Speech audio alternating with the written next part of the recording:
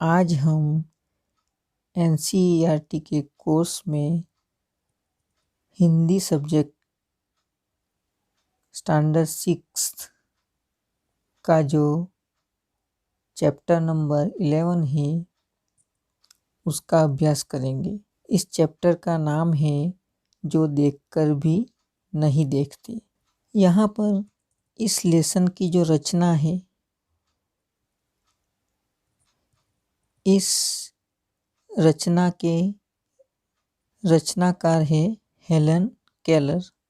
यहाँ पर लेसन का जो शीर्षक है जो देखकर भी नहीं देखते, इसका अर्थ ये होता है कि ध्यान से नहीं देखना।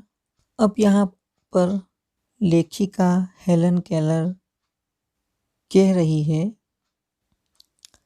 कभी कभी मैं अपने मित्रों की परीक्षा लेती हूँ, यह परखने के लिए कि वह क्या देखते हैं। यानी लेखिका हेलन केलर अपने मित्रों की परीक्षा लेती है। परीक्षा यानी कि कसौटी लेती है। और वो कसौटी किसके लिए है, वो परीक्षा किसके लिए लेती है? वो ये परखती है कि उनके मित्र क्या देखते हैं।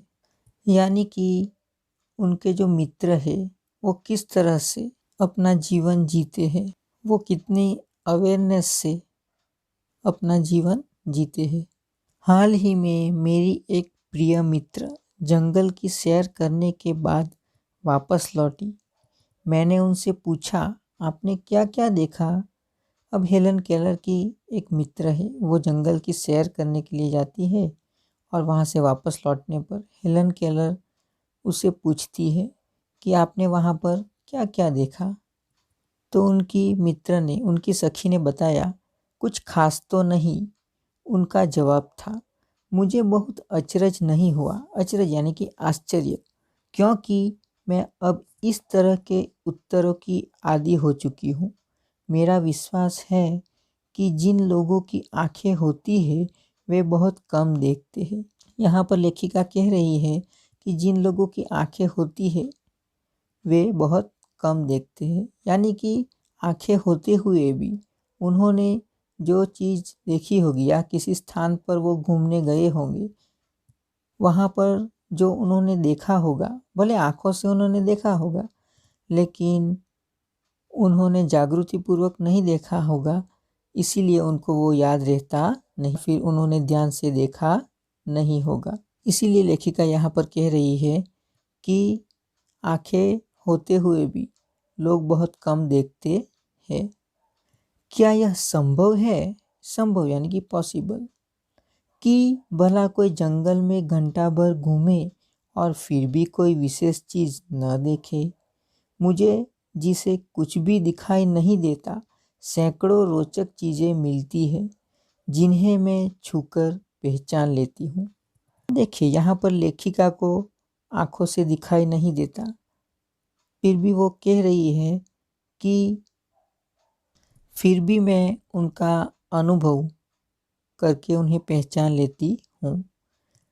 मैं भोजपत्र के पेड़ की चिकनी छाल और चीड़ की खुरदरी छाल को स्पर्श से पहचान लेती हूँ। अब लेखिका को यहाँ पर दिखाई नहीं देता, उनकी आंखें काम नहीं करती, फिर भी वो स्पर्श के माध्यम से पेड़ों की छाल से और उनका स्पर्श करके उन्हें पहचान लेती है कि ये कौन सा पेड़ है।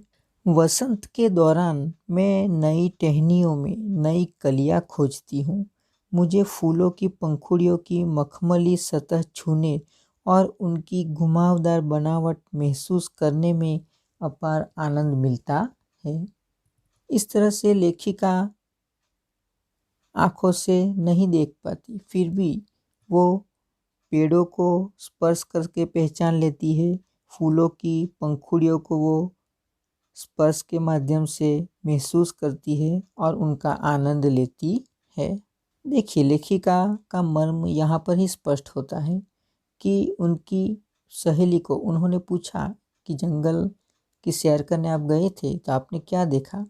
तो उन्होंने कहा कि हमने ज़्यादा खास कुछ देखा नहीं। लेकिन लेखिका को आँखों से दिखाई नहीं देता, फिर भी वो प्रकृति का आनंद लेती है। वो अपनी अंतर की आंखों से देख पाती है, यानी भले उनकी आंखें काम नहीं करती, फिर भी वो स्पर्श के माध्यम से प्रकृति का आनंद लेती है। इस दौरान मुझे प्रकृति के जादू का कुछ एहसास होता है। कभी जब मैं खुशनसीब होती हूँ तो टहनी पर हाथ रखते ही किसी चिड़िया के मधुर स्वर कानों में गूंजने लगते हैं। स्वर यानी कि आवाज़। अब जब लेखिका फूलों को स्पर्श करने जाती है और वो स्पर्श के माध्यम से फूलों को महसूस करके उसका आनंद लेती है, तभी टहनी पर बैठी हुई चिड़िया की जो आवाज़ होती है वो उनके कानों में गूंज उठती है। अपनी उंगलियों के बीच झरने के पानी को बहते हुए महसूस कर मैं आनंदित हो उठती हूँ। और लेखिका कहती है कि मैं झरने के पानी को भी उंगलियों के बीच से बहता हुआ महसूस करके आनंदित होती हूँ। मुझे चीड़ की फैली पत्तियाँ या घास का मैदान किसी भी महंगे कालीन से अधिक प्रिय है। लेखिका को किसी महंगे गलीचे से भी अधिक प्रिय घास की पत्तियाँ लगती है। वो इस तरह से प्रकृति का निरंतर आनंद लेती रहती है। बदलते हुए मौसम का समा मेरे जीवन में एक नया रंग और खुशियाँ भर जाता है। इस तरह से आँखों से तो लेखिका नहीं देख पाती, फिर भी प्रकृति को हाथों से महसूस करके वो महसूस करके उनका आनंद लेती है। कभी कभी मेरा दिल इन सब चीज़ों को देखने के लिए मचल उठता है और लेखिका जब प्रकृति को स्पर्श के माध्यम से महसूस करती है तो कभी कभी उनका दिल हो उठता है कि शायद मैं भी देख पाती इस सुहावनी प्रकृति को, तो मुझे कितना आनंद मिलता। अगर मुझे इन चीज़ों को सिर्फ छूने भर से इतनी खुशी मिलती है तो उनकी सुंदरता देखकर तो मेरा मन मुग्ध ही हो जाएगा। परंतु जिन लोगों की आंखें हैं वे सचमुच बहुत कम देखते हैं। और लेखिका कहती है कि जो देख पाते हैं, जिनकी आंखें एकदम ठीक है, फिर भी वो प्रकृति को ठीक से नहीं देखते और उसका आनंद नहीं ले पाते। इस दुनिया के अलग अलग सुंदर रंग उनकी संवेदना को नहीं छूते। भले आँखों से जो मनुष्य देख पाते हैं, फिर भी वो प्रकृति के जो अलग अलग रंग है उन्हें वो नहीं देख पाते। कहने का अर्थ यहाँ पर यह है कि वो उसे ध्यान से नहीं देख पाते और प्रकृति का आनंद वो नहीं ले पाते। मनुष्य अपनी क्षमताओं की कभी कदर नहीं करता।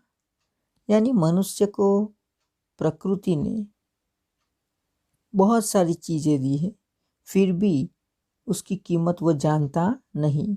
मनुष्य के पास वर्तमान में जो भी परिस्थितियाँ हो या फिर जितना भी उसके पास हो, उसकी वो कभी कदर करता नहीं। हमेशा से मनुष्य का जीवन इसी तरह से व्यतीत होता आया है। मन का स्वभाव है कि उसके पास वर्तमान में जो है उसकी उसे कदर होती नहीं। वह हमेशा उस चीज़ की आस लगाए रहता है जो उसके पास नहीं है, और मनुष्य के पास जो चीज़ है उसकी उसे कीमत नहीं पता चलती। लेकिन उसके पास जो चीज़ नहीं है उसकी ही वो आस में, उसकी ही इच्छा में वो अपना जीवन व्यतीत करते जाता है। इसीलिए वो कभी भी सुख को उपलब्ध नहीं हो पाता। भले उसके पास सुविधाएं हो, फिर भी सही तरीके से वो उसका उपयोग नहीं कर पाता। यह कितने दुख की बात है कि दृष्टि के आशीर्वाद को लोग एक साधारण सी चीज़ समझते हैं, जबकि इस नियामत से जिंदगी को खुशियों के इंद्रधनुषी रंगों से हरा भरा किया जा सकता है। यानी कि जिनके पास दृष्टि है, आंखें हैं, वो प्रकृति का आनंद उसे देखकर नहीं ले पाते, लेकिन जिनके पास आंखें नहीं है उनको दृष्टि की कीमत है। वो प्रकृति को महसूस करके भी उसका आनंद लेते हैं। कहने का अर्थ है कि जीवन में मनुष्य को जितना भी मिला है उसी से वो अपने जीवन को आनंदित कर सकता है, खुश रह सकता है। इस लेसन का मर्म यही है, इस लेसन का सार यही है। लेखिका हमें कह रही है कि जीवन में मनुष्य को जितनी भी सुविधाएं, परिस्थितियां या फिर जो भी प्रकृति से कुदरत ने उसे दिया है उसी में उसे संतोष मानना चाहिए। यानी कुदरत ने जितना दिया है उसी में वो खुश रह सकता है। कुदरत ने जो उसे जीवन की भेंट दी है, जीवन का जो तोहफा दिया है, उतने में वो अपने जीवन को आनंद से जी सकता है यदि वो अवेयरनेस से जिए और प्रकृति ने जो उसे दिया है उसकी वो कीमत समझे।